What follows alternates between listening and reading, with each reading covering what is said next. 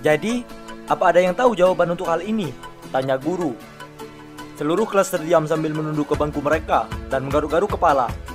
Tiba-tiba ada yang mengangkat tangan. Ya, itu aku. Hanya aku. Nyatanya, fisika adalah pelajaran yang aku kuasai. Jadi pertanyaan di papan tulis itu tidak membuatku bingung. Jadi kuberikan jawaban yang mendalam. Bu guru tampak terkejut. Kemudian dia tersenyum padaku dan berkata, sepertinya punya Einstein yang sedang tumbuh di tengah-tengah kita. Semua pujian ini sedikit membuatku malu. Selain itu, kusadari kalau semua gadis di kelas menatapku kagum. Sementara, kudengar ada anak laki-laki berbisik, dari mana asalnya robot ini? Tanpa sadar, aku melirik ke arah Vivian. Dia duduk di sudut ruang kelas, dan dia juga melongo melihatku. Bertatap pandangan, dia langsung cemberut dan membuang muka. Selama sisa hari itu, aku terus membuat guru dan teman sekelasku terkesan. Di kelas sastra Inggris, aku mengutip bait dari Twelfth Night, dan saat matematika, aku menulis rumus pi di papan tulis. Hei, menjadi pintar punya daya tarik tersendiri, dan juga senang rasanya mendapat pengakuan atas kecerdasanku. Aku sudah direkrut ke dalam klub fisika dan klub cerdas cermat. Hei, ternyata sekolah baru ini tak seburuk itu. Aku Istan, dan jika kalian belum lihat bagian pertama dari ceritaku, kusarankan kalian lihat dan simak dulu. Jadi, aku berada di sekolah ini hanya karena kakakku Grish akan menikahi pria kaya yang lebih tua bernama Owen. Kemudian ada Vivian, anak perempuan Owen. Aku belum begitu mengenalnya, tapi dia tampaknya merepotkan. Setelah hari-hari pertama berlalu, sekolahku terbilang sukses. Jadi aku tersenyum lebar sambil berjalan menuju ke halte bus. Tiba-tiba seorang gadis mengejarku dan menepukku di pundak. Hei, aku Laila, kita di kelas yang sama. Hai Laila, aku Istan. Aku tersenyum padanya. Kau ini pintar sekali. Ya, semua pelajaran. Dia tertawa. Jadi, aku juga suka fisika. Kurasa kita sebaiknya belajar bersama kapan-kapan. Dia menggigit bibirnya sambil memilin rambutnya dengan jari. Ya, tentu. Tiba-tiba ada yang menyenggol dan mengalihkan perhatianku. Vivian. Dia melenggang melewati kami, lalu menoleh ke arahku dan cemberut. Melihat ini, Laila memutar matanya dan bergumam. Gadis itu sungguh menyebalkan. Kusarankan kau hindari orang seperti dia. Aku mengangguk mendengar kata-kata Laila, tetapi tetap menatap Vivian. Dan di saat itu, bruk. Vivian dengan kepalanya yang mendongak dan cara berjalannya yang arogan itu langsung menabrak seorang kutu buku yang sedang berjalan sambil melihat ponselnya. Aku meringis saat melihatnya jatuh menindihnya. Dan ponsel anak itu terlempar jauh dan hancur saat menghantam ke tanah. Dia memerah dan bergegas bangkit, dengan panik mengeluarkan uang dari dompetnya dan menjejalkannya ke tangan anak itu, lalu terburu pergi. Hah, dasar gadis yang mengesalkan. Laila geram. Dipikirnya uang ayahnya menyelesaikan semuanya, betapa kurang ajarnya. Menghela napas, aku hanya bisa mengangkat bahu mendengar kata-katanya. Lalu cepat-cepat membuat alasan kalau harus mengejar bus. Malam itu aku sedang menonton Mythbuster di TV di ruang keluarga, saat tiba-tiba aku dengar Grace lari keluar kamar mandi sambil berteriak. Kulitnya dipenuhi bercak-bercak merah. Dan dia berteriak kalau ada bulu-bulu anjing di handuknya. Di saat itu, Vivian melewati kami. Dia melihat Grace ke atas dan ke bawah, lalu menjeringai dan berkata, ya ampun, model kita terlihat seperti lobster hari ini. Grace sangat marah, sampai entah bagaimana, dia jadi semakin memerah. Vivian, beraninya. Kau tunggu saja. Setelah itu, Grace menyerbu masuk ke kantor dan menyeret Owen ke ruang keluarga. Ya ampun, kali ini benar-benar serius. Owen, lihat aku. Aku buruk sekali, dan ini semua karena anak pendengki itu. Dia menunjuk ke arah Vivian yang masih menyeringai. Tipuannya ini tak bisa diterima. Dia mengguncang lengan Owen dengan kuat, lalu menghentakkan kakinya ke lantai. Owen mengurutkan kening ke Vivian, tapi Vivian tak menunjukkan rasa bersalah. Sebaliknya, dia hanya mengangkat bahu dan berkata, aku tak tahu apa yang dibicarakannya. Suasana di rumah sangat menegangkan. Sampai aku tak bisa napas. Melihat ini, Grace melanjutkan. Sayang, ini sudah waktunya kita mengirimnya ke asrama. Para guru di sana akan lebih berpengalaman untuk menanganinya dan membantunya berubah. Owen mendengarkan dengan penuh perhatian, lalu mengangguk. Senyuman licik di wajah Vivian berubah. Lalu dia melotot ke Grace, kemudian menghadap Owen dan berkata dengan kasar, Ayah, kenapa ayah selalu mendengarkannya? Dia itu hanya orang asing. Aku ini anakmu. Oke, pelan-pelan saja. Aku akan lihat apa yang terbaik untukmu. Kemudian dia menoleh ke Grace dan berkata dengan lembut, ayo sayang, kita ambil obat untukmu. Kemudian dia menuntun Grace ke kamar tidur mereka. Kukira ancaman sekolah di asrama akan mengubah Vivian, tapi tidak. Sepertinya itu justru makin membuatnya tertantang. Suatu hari saat makan malam, telepon Owen berbunyi. Dia keluar ruangan untuk menerimanya, dan saat kembali, wajahnya mengernyit kesal. Lalu kepalan tangannya mengebrak meja. Vivian, kau buat masalah lagi ya?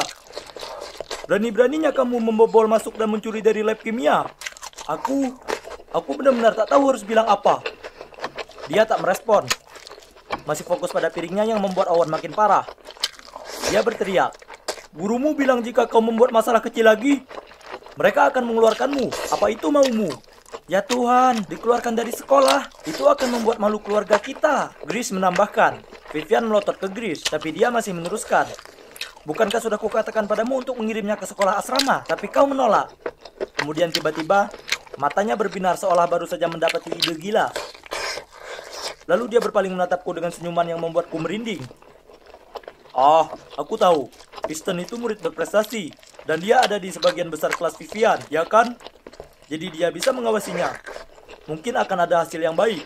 "Apa? Tak mau." Vivian dan aku berteriak bersamaan. Sementara aku diam-diam mengutuk ide gila Grace. Owen tampak cukup senang dengan hal itu. "Ya, itu kedengarannya bagus." "Tak mungkin. Memangnya siapa dia mau mengawasiku?" "Baiklah, jika kau tak suka itu, maka kusarankan kau pergi ke kamarmu dan mulai berkemas untuk sekolah di asrama." Vivian tak berkata apa lagi. Hanya merajuk dan bergegas kembali ke kamarnya. Owen menggelengkan kepalanya dengan lelah, lalu memberitahuku untuk ngobrol sebentar dengannya di ruang kerjanya. "Kristen, tolong bantu aku mengawasi Vivian. Jujur aku tak ingin mengirimnya pergi ke asrama, tapi aku juga tak bisa duduk diam saja dan menunggunya dikeluarkan dari sekolah. Ini membuatku dilema di sini. Aku tak ingin terlibat dengan gadis keras kepala ini, tapi aku juga tak bisa menolak Owen." Melihatku ragu, dia melanjutkan. "Tolonglah, dia itu anak baik. Dia hanya mengalami masa-masa sulit, dan dia sangat marah dengan semuanya. Dia sangat marah padaku." Dan ya, kalian bisa tebak, aku menyerah dan setuju untuk membantunya. Dia kemudian segera mendaftarkan serangkaian tugas. Jangan sampai Vivian mendapatkan nilai kurang dari C. Jangan biarkan dia nongkrong dengan teman-temannya yang nakal, termasuk Carter, pacarnya sekarang yang tak disukai. Ikuti dia dengan seksama, dan jangan biarkan dia melanggar aturan sekolah apapun. Pastikan dia serius belajar sekali ini saja. Ini kedengarannya sederhana, ya kan? Mungkin untuk orang normal, tapi Vivian itu jauh dari kata normal. Sebaliknya dia itu merepotkan, licik, dan tak kooperatif. Aku tak tahu bagaimana akan kuyakinkan pemberontak seperti Vivian untuk mematuhi aturan-aturan ini. Tapi sudah kukatakan pada Owen aku akan membantu. Jadi sekarang aku harus memegang omonganku. Jadi sejak saat itu, aku resmi menjadi tutor sekaligus asisten pribadi Vivian. Aku harus mengajarinya setiap hari, mengawasinya 24 jam sehari, dan tentu saja harus tahan dengan prank jahilnya untuk lepas dari pengawasanku. Tolong fokus. Kenapa kau terus menatap keluar jendela dan melamun di saat ujian sudah semakin dekat? Aku sangat marah pada Vivian. Aku tak mau begitu, tapi aku pusing. Jadi aku tak bisa konsentrasi. Dia tak bisa membodohiku dengan wajah pura-pura melas itu. Langsung ku ambil tablet aspirin dari kantong kemejaku, dan gerakan kepalaku memberi isyarat untuk diambilnya, supaya dia bisa terus belajar. Vivian tercengang, mengambil pulpennya, dan mulai mengerjakan PR. Tapi kurang dari 5 menit, dia menoleh ke arahku dan bertanya, "Hey Easton, apa kau suka main game?" Aku membalik halaman buku, dan dengan enggan menjawab ya. Jelas, dia hanya menunggu untuk itu, karena dia langsung mengeluarkan Nintendo Switch miliknya dengan bersemangat memberikannya padaku dan berkata, "Jadi kau bisa memainkan ini dan aku akan tidur sebentar. Aku begadang sampai larut malam kemarin menonton film." Menguap. Kalau waktunya habis, bilang saja ke ayahku kalau kita sudah selesai belajar.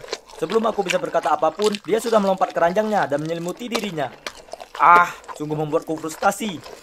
Tapi kemudian sebuah ide muncul di kepalaku. Baiklah, kalau begitu kita ganti metode belajarnya. Ujian bahasa, bagaimana menurutmu? Lalu kuraih mini speaker di atas meja, memainkan pelajaran audio bahasa Spanyol dengan volume paling kencang, dan meletakkan tepat di telinganya. Dia langsung menutupi kepalanya dengan sebuah bantal. Tapi aku tak menyerah dan terus mendorong speaker itu lebih dekat. Setelah berguling-guling di ranjang sebentar, dia akhirnya mengaku kalah. Dengan wajah cemberut kembali ke meja belajar dan berkata, "Oke, tolong hentikan siksaan gila ini. Kau ingin aku duduk di sini dan belajar, ya kan?" Aku melipat tangan dan tersenyum puas. Gadis ini tak terlalu sulit untuk ditangani. Aku tak secuek Vivian. Sebaliknya, aku sangat cemas kalau dia gagal di ujiannya. Dan aku akan disalahkan. Aku bahkan harus memohon padanya. "Hei, tolong, fokuslah belajar sastra. Kumohon, jika kau dapat F, maka tamatlah riwayatku." Itu bukan urusanku. Vivian mencibir. Dengan putus asa aku berikan padanya esai milikku. Ini, aku sudah menyiapkan ini sebagai referensimu. Kau hanya perlu mengingatnya. Dengan cepat dia amatinya sekilas, kemudian menjatuhkannya di meja dan menjawab, "Tidak ah, kau bisa pelajari sendiri. Aku punya hal yang lebih penting untuk dilakukan." Tak berdaya, ku ambil esai itu dan membacanya dengan lantang. Aku membacanya lagi dan lagi, dengan harapan bahwa sambil dia mengecat kukunya, dia bisa mengingat beberapa kalimat.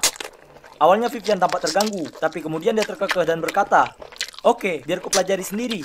Wajahmu yang malas terlihat lucu sekali." Sungguh keajaiban. Dia benar-benar mulai membaca catatannya. Tapi jujur saja, aku tak berharap banyak. Tapi kalian tahu tidak, hal yang paling tak terduga terjadi. Saat kami berdiri di luar gerbang sekolah, dia menunjukkan padaku hasil ujiannya. B dan C, dan tak ada D. Wah, rasanya ini bahkan lebih baik daripada aku mendapat A+. Ya, hampir sih. Aku hendak memberinya selamat, tapi ku dengar seseorang meneriaki namanya.